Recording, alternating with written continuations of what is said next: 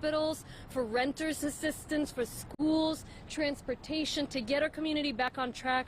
All of that will be based on our census count. And so today on Census Day, we're asking everyone to fill out their census. You can continue to fill it out up until August, but today, April 1st, is Census Day, and you can get it done. Takes 5 minutes. It is quick.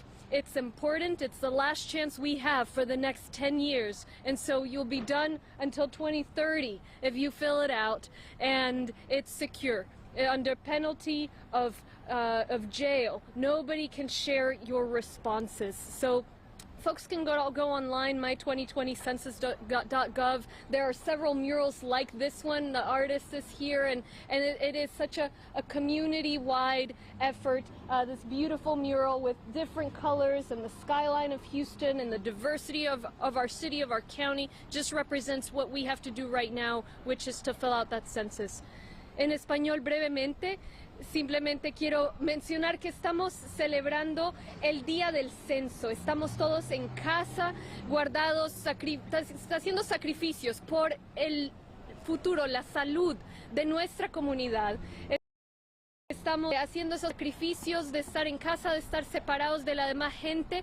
Y hay algo más que podemos hacer para preparar a nuestra comunidad a largo plazo. Cuando pase este virus, vamos a tener que recuperar nuestra economía, nuestras escuelas, nuestro sistema de salud. Y para eso necesitaremos fondos federales. Vamos a necesitar de eso el censo. Toda la distribución de los fondos federales se basan en las cuentas del censo. Todo tipo de programas de salud, de escuelas. Y hoy es el día del censo. Pueden responderlo hasta agosto, pero siendo hoy, 1 de abril, día del censo nacionalmente, les pido que por favor tomen 5 minutos de su tiempo y lo llenen. El censo les va a preguntar nombre, les va a preguntar si son latinos, de qué país son. No se preocupen, son las preguntas que se hacen desde hace más de 100 años que empezó el censo. No hay por qué asustarse, bajo pena de cárcel. Nadie puede compartir esas respuestas. El gobierno no va a saber, no hay pregunta de ciudadanía, no se va a compartir esas respuestas de manera individual con ninguna otra rama del gobierno. Simplemente lo recibirá el censo, lo agregará y con base a nuestra población nos enviarán los recursos necesarios para seguir adelante. Entonces el censo es seguro, es rápido y tenemos varios murales como este representando la diversidad del condado Harris, de Houston, y pidiéndole a todos que por favor nos ayuden a llenar el censo día de hoy. Estamos en casa, tomemos 5 minutos, con eso ya nadie los va a molestar a que llenen el censo de aquí al 2030. Una oportunidad tenemos para llenarlo para los próximos 10 años, para recibir los servicios que merecemos por los próximos 10 años. Thank you so much. Mayor Turner is here as well. Thank you, Judge. And again, yeah, this is April 1st, Census Day today. And I want to echo what Judge Lina Hidalgo had to say. And I know it doesn't take very long because I filled out the census online today. Went online, did it. Took me less than, seemed like 3 or 4 minutes. So it's not a complicated process. I want to encourage everyone to do it. We're right out here today in the Montrose area. And one of the reasons is because 66% of the people in the Montrose areas are renters, 66%. And that is a difficult group to count. That's why we're out here in Montrose. You got this mural. And that's one reason. Number 2, there are a lot of people who move in and out.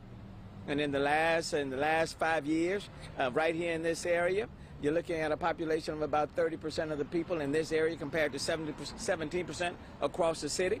So when it comes to renters and people who are moving, a very difficult community to count. And then this is a culturally diverse area, LGBTQ community and so many others, people of faith, all ethnicities, languages, whether you're documented or undocumented, it really does not matter. If you are a living being, okay, if you're a living being in the city of Houston, it doesn't matter whether you're a citizen of the United States or not. If you are living in Houston, Harris County, we need you to do the census. And Judge Hidalgo and I have a little friendly competition to see which geographical unit can get more people registered. As of today, Harris County has gotten 32% of its people to go online.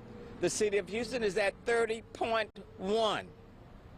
Now, I love Judge Hidalgo, but Houston, you know, come on now. So let me ask Houstonians, today, go online, fill out the census, because we're in a competition with Harris County. And at the end of this process, you know, I certainly would love to have the bragging rights, you know. So please respond to the census. And what does it mean? In a health care crisis, you need the dollars. You need the money. And so by filling out the census, you help us to pull down the money. More parks, libraries, green space, you name it, university grants, colleges, our kids, transportation, streets. So you have to fill out the census. And so please do that. Please be important. If you do it online, people don't have to come, and you don't have to fill out anything in the mail. People don't have to come knock on your doors if you do it online. And again, I want to say, it doesn't matter who you are. Every single person. This is not about ICE, okay? This is about filling out the census. Please do that. And so lastly, on a humorous note, Judge, being bilingual, I think that is so cool. I want to be able to do just what you did every single night at the Influence. Since now I got my free evening, I got on my tapes, and I'm teaching myself Spanish. You know, I think it's just so cool. So I want to be able to do my stuff in English and then do my own little translation. So I'm working on it at night, and I'm making some progress. Okay, so. But it speaks to the diversity, the cultural diversity of our city, and we have to be able to speak to them where they are. Just like the census, we wanted people to fill out the census regardless of who you are. We invite you to be a part of the process. You're in our city. We both represent you no matter where you come from, whether you're a citizen or not. If you're in Harris County, you're represented. If you're in the city of Houston, you're represented. Now come join us and be a part of the process. Thank you, Judge.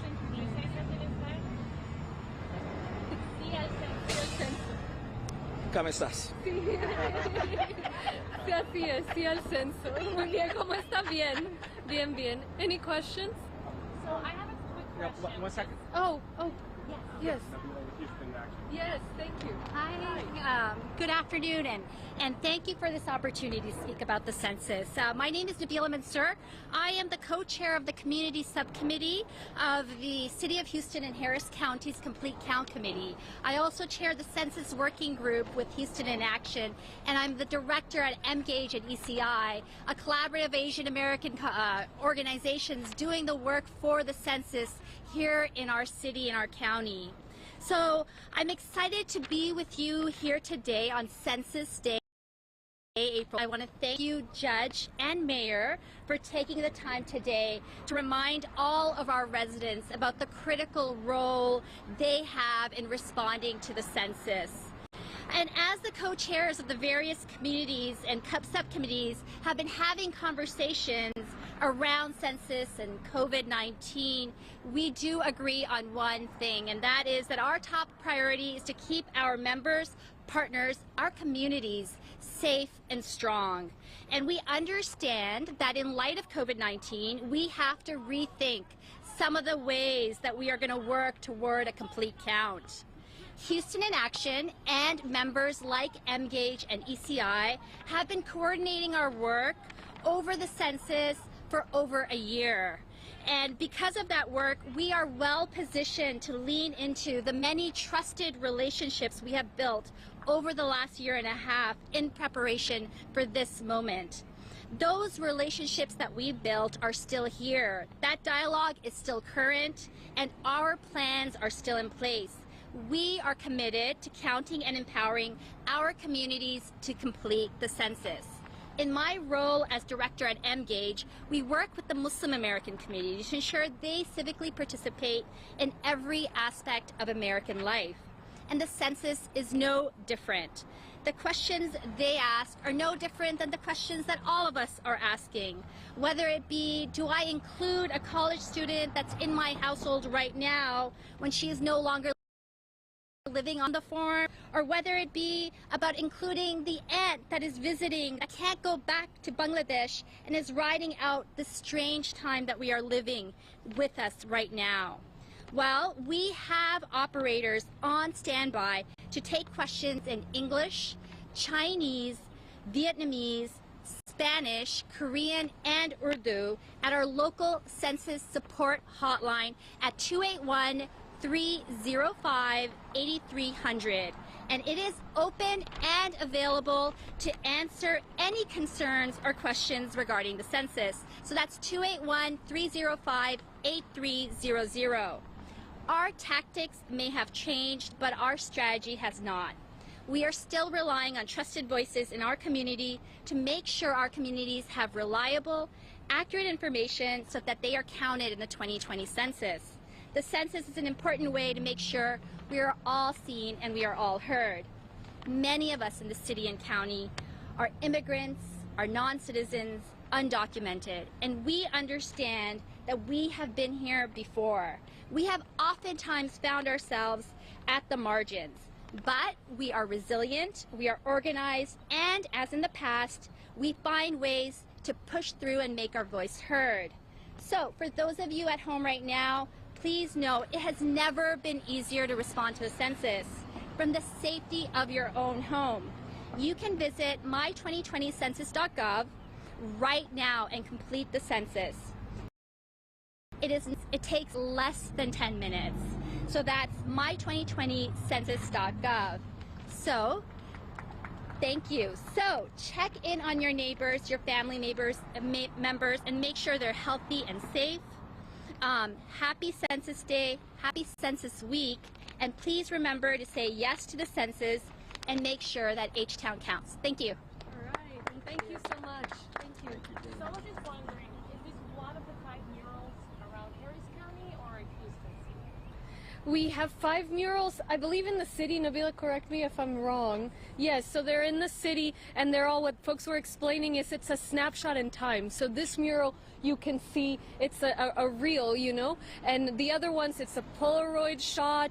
It's trying to capture the fact that it's a snapshot of our community. That's what the census is. Now, we had canvassers that were going to be visiting door to door in the city and in Harris County to ensure that folks filled out their census. Now, we can't go door to door anymore because of the coronavirus. So instead, all of these canvassers are now phone bankers, and they're doing text messaging. And so, you know, that look out for that. They will not bother you if you fill it out. And then, of course, we need to be safe. So all these folks are calling people to remind them to respond to the census. Nobody is calling to ask for your information. So if somebody calls asking for your personal information, that is not an official census person, census worker. They are only calling to remind you and fill it out, and you do it by yourself on my2020census.gov. You can do it on the phone through the census line that's on their website, on the postcard you received. And if you don't fill it out that way, you will receive a letter at some point. But let's get it out today. Let's get it done today, and that way we don't have to think about it for 10 more years. All right. Can we talk about something? Last thing, certainly want to acknowledge our artists, Mr. Dees. Yes. Thank you so very you. much. Wonderful job, man. Thank you. And this pops out at you. I love the colors, bright, you know, and especially when we're dealing with COVID, we kind of need this. So, so thank you very much. Very creative. Thank you. Yes. Judge, from both KHOU and from Federal Work, they wanted to know more about the release today. Do you know when the jail releases will begin? And for those who are concerned about these folks perhaps committing crime once they're out, what kind of assurances can you give these folks? So remember, and I just signed the order this morning to release non-violent folks from the jail, and it was a decision that was necessary for the health and safety of the community. The jail is a ticking time bomb. We've got, at this point, around 8,000 inmates, and if they get sick, these are the folks that will be taking up your hospital bed that you need, your respirator, your doctor. So we need to ensure that we don't have such a high concentration of people in close contact is a case in the jail. There's already over 1,000 people that are attempted to be quarantined, but there's simply no room in the jail for quarantine. And so what the healthcare experts had told us, and common sense as well, you know, we have these folks all close together. It's a big danger, not just to them, not just to the 3,000 doctors and law enforcement folks that work in the jail, but also for the entire community once these folks get sick. And so what we have to do is reduce that population as much as possible. We are, of course, working on moving some of the folks out to the jail to other facilities. That takes some time because you have to secure the facilities. And then for the nonviolent folks, and there were certain carve-outs of nonviolence that were even left out, but these are people who've been accused of nonviolent crimes. They have not yet been found guilty, and we are going through a process to release them, but before that, to do a background check on each of them, ensure there's no violent background, ensure that they have a place to live, that they don't have COVID symptoms. The process, we hope, will be done, you know, we'll be able to start releasing here in the next couple of days, because it is a ticking time bomb. Every day that goes by, that person who's COVID positive, the other 20 some odd people who have symptoms, and the 1,000 people who've been exposed to all these folks, they are still in the jail in very close contact. And remember, we only have about 4,000 beds in our region that can sustain, that are free right now. People needing intensive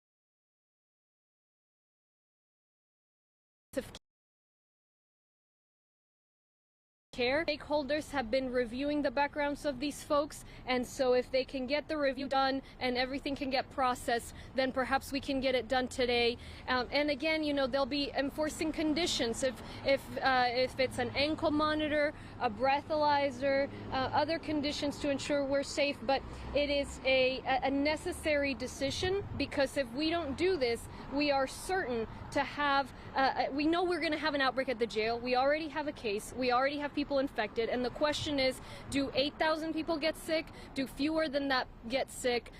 We will be releasing around 1,000. Again, we have to review each person, so the number may be smaller after we do the review. And then we are transferring, we hope, a couple of thousand other people. And other than that, with the space we've left, try to space people out so that we don't all of a sudden find ourselves with Italy in our hands or New York in our hands, just coming out of our county jail downtown. It is not a problem that stays at the jail. It's something that they will need a hospital bed, and they will need your hospital bed. So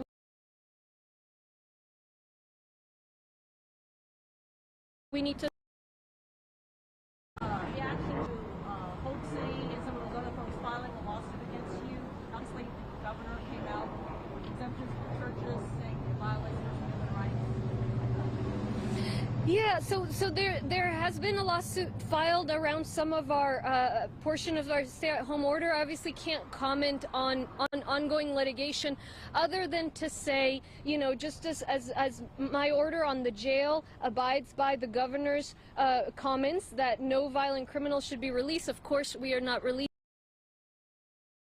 in everything. You know, we are working with the governor's office as we speak, with other communities around the state, to understand what his order says, and on public safety. It's really based on, we need to up there being close contact, and that's what's going to get through this virus. Already we've seen so many, the vast majority, I would say close to 100% that have their service online have told us that they will continue to do that. And so I'm grateful for that, because the what we need, and we ask that continue to do. We will abide by the governor's order, and we continue to stay home. This isn't the time to relax our social distancing. Just today, we will be announcing, and I can say right now, we found that today the case city is 86 cases, just one day. So puts to this will be well over 700 cases into the 800 or 40. Hospital leader, the rate is growing too fast, and it's time to double down on social to make sure we're minimizing that we're going to see an outbreak that thousands of people are going to hospitals, and also every activity, it should not be taking place if it brings people in close contact. News today? 86 new cases, as we announced, usually at 4, but since I'm here, I figured Harris County outside of the city of Houston, 86. Of course, the city may have their own case data. That's what I was wondering. Mayor, I understand you probably have updates about case count and other instances. Yeah, we're adding on about 84. 81. We're adding 81 cases a day. I think that will be number today. Somewhere close to 478. Okay, to 4. So we're adding 81. That brings the count up to 458. And again, we're expecting and that's why it's so important to reinforce what Judge said about practices and what we ask people in terms of social distance. This is not the time to let up in this crisis. The number as more testing and more testing beyond Harris County in the city of, as we get those results back to continue to rise, I think we can flatten the curve. As it relates to faith-based communities, which I got a call that there were members of a choir in one of our local churches here that was tested positively for COVID-19. So churches, institutions are simply not immune. To applaud faith-based community for working with us almost at 100%, and I'm hoping that they will continue to do just that. So you said a church choir? There were two members of the church choir. We don't know, but there were 2 cases. That's in one church. There was another church choir, and I'm at the time also came down and was tested positively. And these are members coming from the church, churches, 2 different churches, and I'm sure that there are others. So nobody's exempted.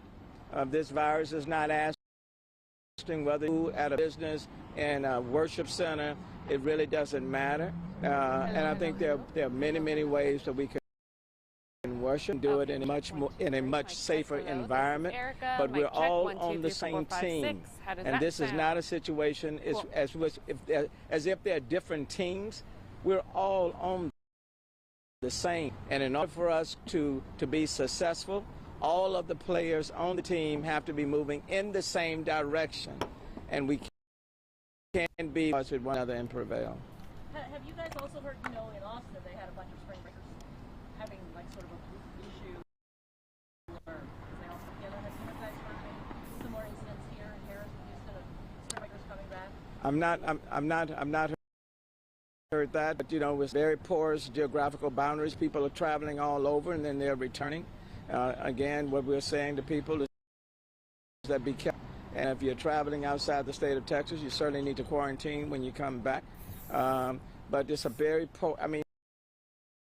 over the place. And that's why, to the extent, if you're not in essential business, people need to be staying home or the proximity of their home or going to the park. But whatever you do, engage in social distancing.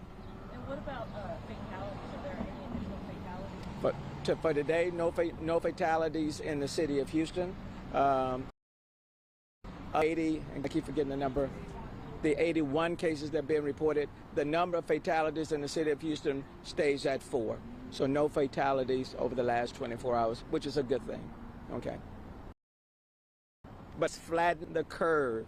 We have to stay within our hospital healthcare delivery system ability to handle the cases. I'm not so much surprised and are amazed by the increase in numbers that's expected. But if we can, if the number that the healthcare delivery system can handle all of the patients that need a hospital bed or an ICU bed, then we are good. Numbers are spread out over 2 to 3 months. That's fine, but we have to do everything we can to flatten the curve. And if we sustain, then it's a win for everybody. So don't play basketball. Hi. Don't play basketball. No, the rims on the basketball courts are coming down. They're already, as much as, we all like to play. Yeah, that's a physical contact sport. And unfortunately, instructions for the rims to be taken down. Mayor, can you repeat that for my sister Anna, who's a basketball player? Can you repeat just what you said for her, please? Right, you want me to do it in Spanish or in English? Español.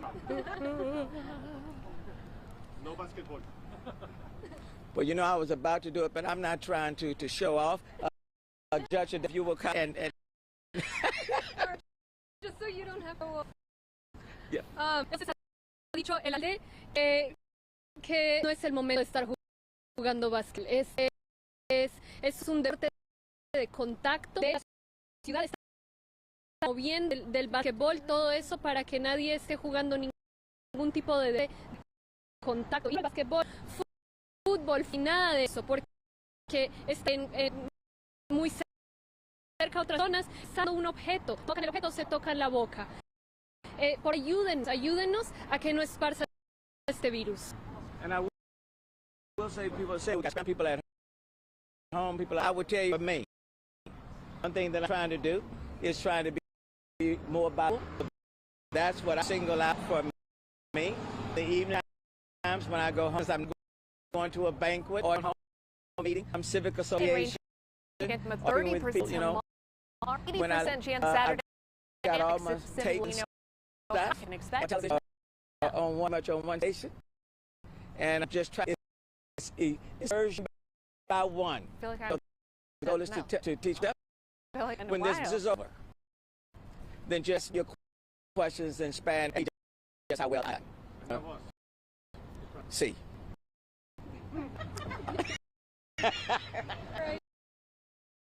Thank you so much. Dígame. Ay.